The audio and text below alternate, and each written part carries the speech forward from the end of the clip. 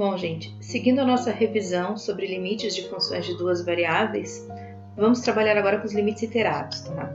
Só para lembrar, quando nós temos uma função de uma variável, no caso aqui, ó, uma f de x igual a y, e nós queremos calcular o limite dessa função quando o x tende ao ponto A, o que nós fazemos? Nós nos aproximamos do ponto A tanto pela esquerda quanto pela direita. Eu vou me aproximando do ponto A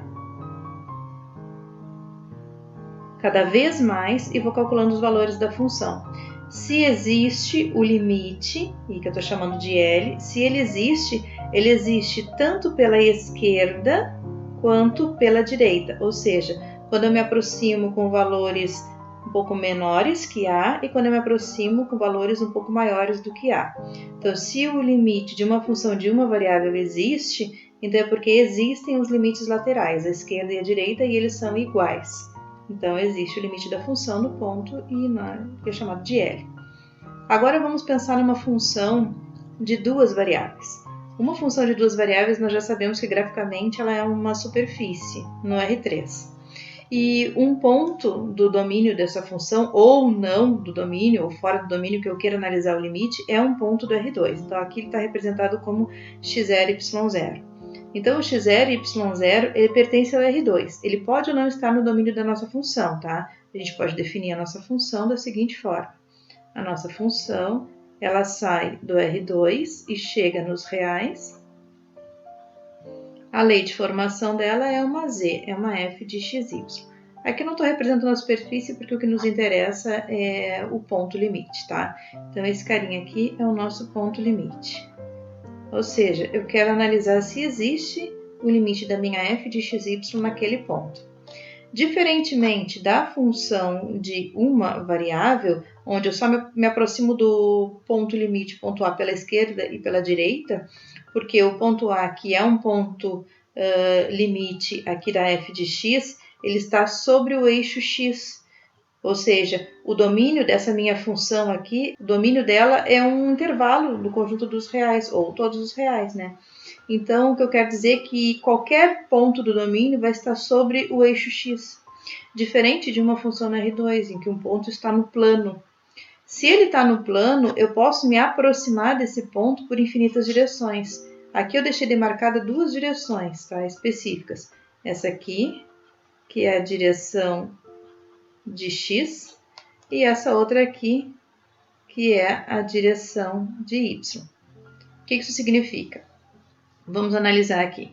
Se eu me aproximar desse ponto limite na direção de x, ó, eu vou estar vindo aqui nesse sentido, mas na direção de x, paralela ao eixo x, ou por esse outro sentido contrário, mas ainda na direção de x.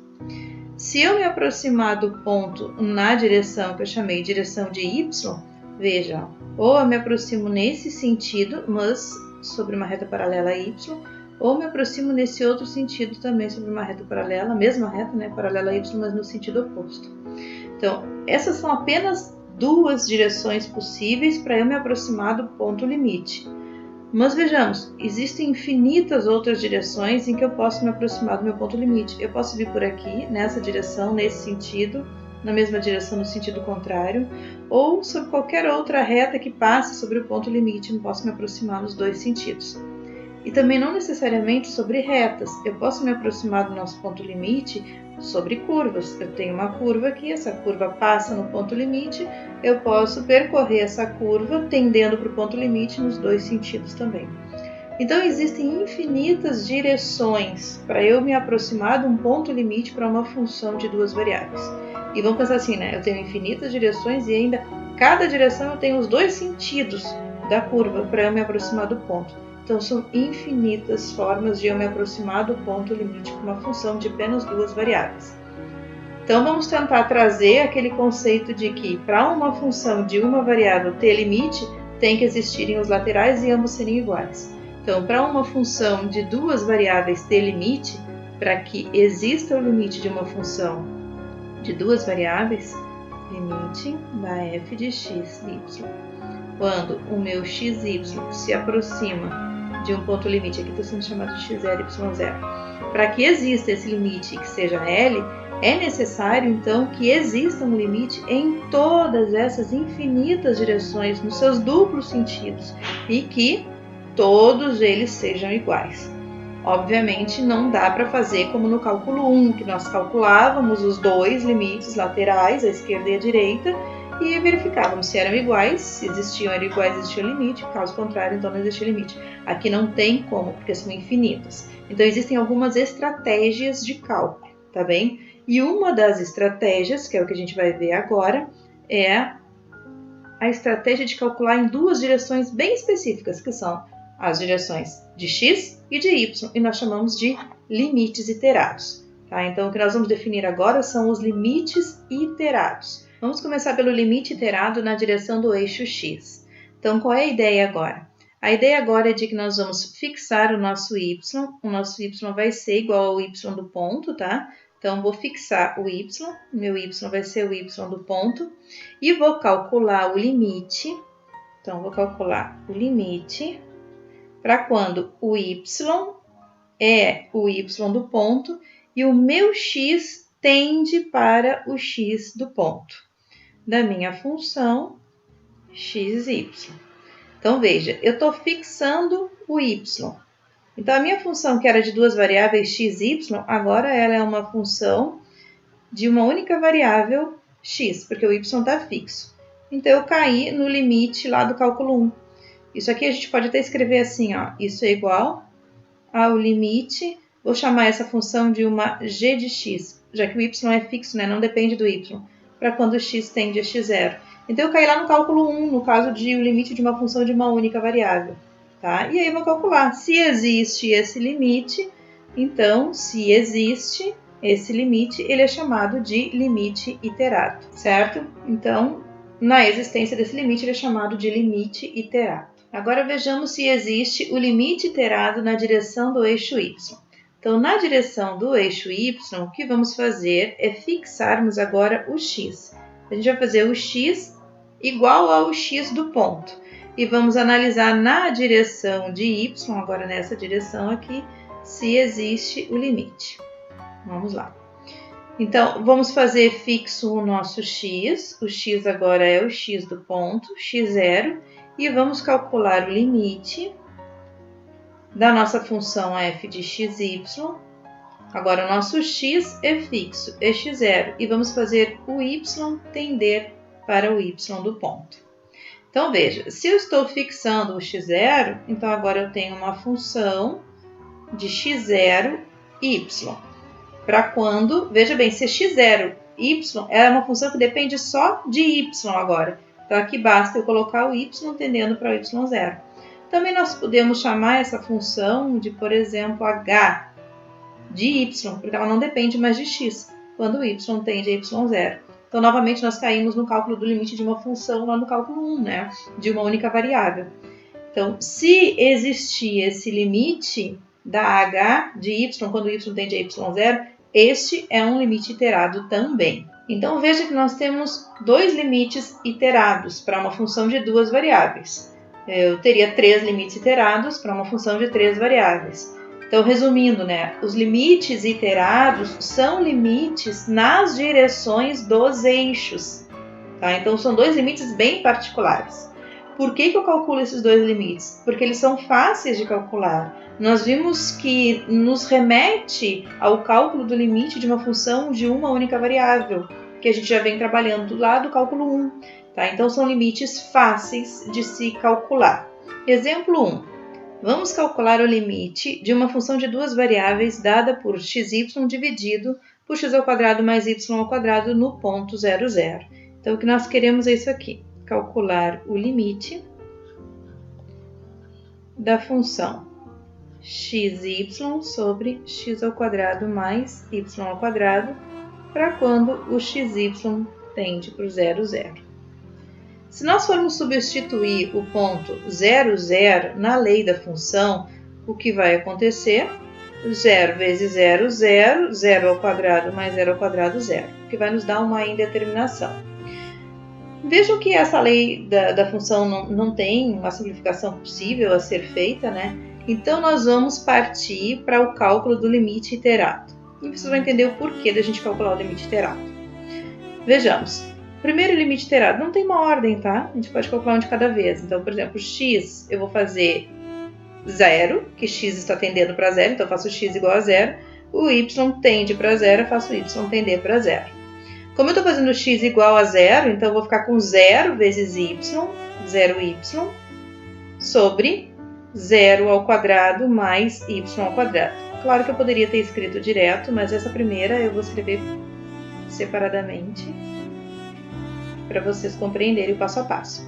Então, 0 vezes y é 0, e 0 ao quadrado mais y ao quadrado.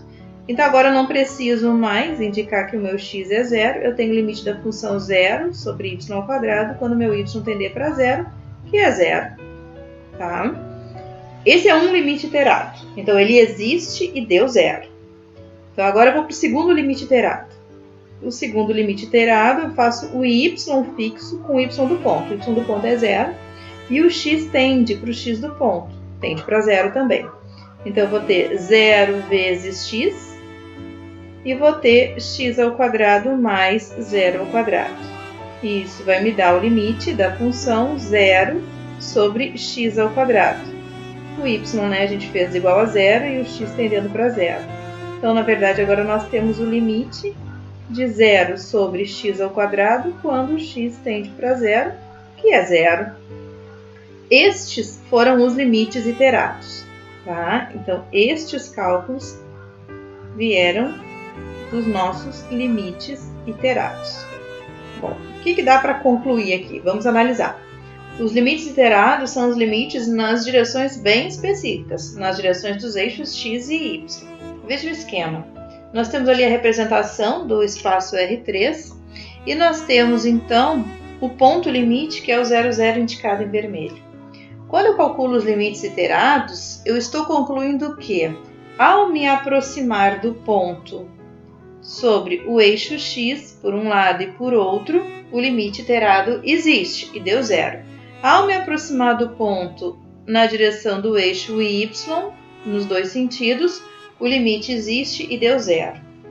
Será que eu posso concluir a existência do limite da minha função sabendo que em apenas duas direções o limite existe e são iguais nas duas direções? Não, claro que não, tá? Então isso é importante, ó. Não dá para concluir a existência do limite de uma função de mais de uma variável apenas por duas direções calculadas, tá? Então nesse caso, não para o meu cálculo por aqui, eu apenas concluí a existência dos iterados, mas eu ainda não concluí a existência do limite dessa função. O que dá para se fazer agora?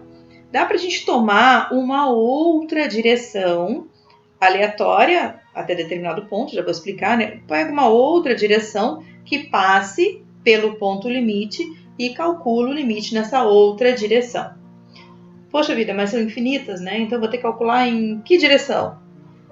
Bom, aí a gente vai ter que usar da estratégia de calcular numa direção, olha para a lei da tua função, numa direção em que te auxilia a simplificar aquela expressão para o cálculo do limite.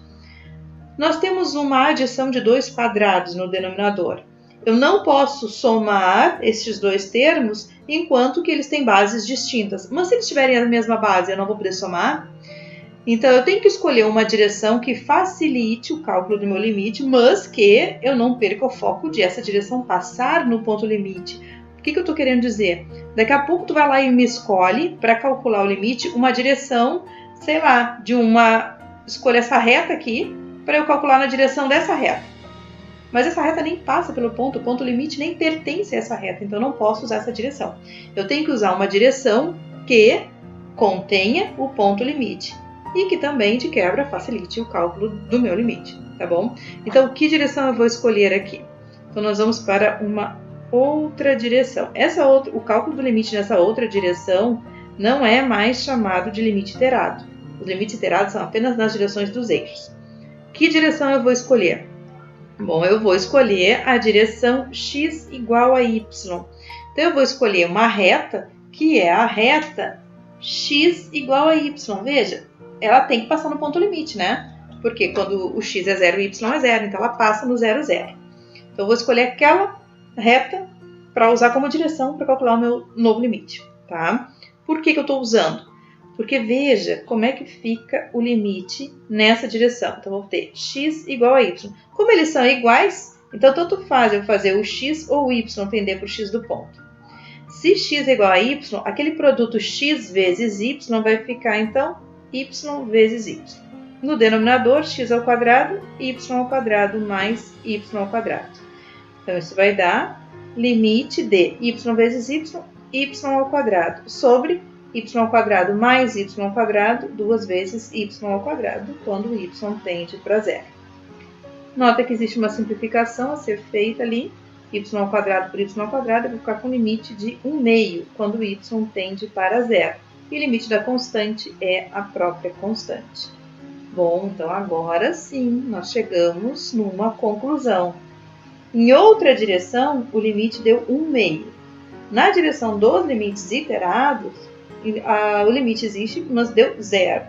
Então, nós temos uma diferença de valores para direções diferentes, concluindo assim que não existe o limite da nossa função de duas variáveis naquele ponto que é a origem, o 0, 0. Tá? Porque se existisse, então em todas as infinitas direções deveria dar sempre o mesmo resultado. A gente calculou os iterados, que é de fácil manipulação, cálculo, e calculamos numa outra direção. E obtivemos resultados distintos. Então, isso mostra que não existe limite. Tá? Depois eu vou fazer um exemplo com vocês de quando nessa outra direção continua dando o mesmo resultado. O que nós podemos afirmar, certo?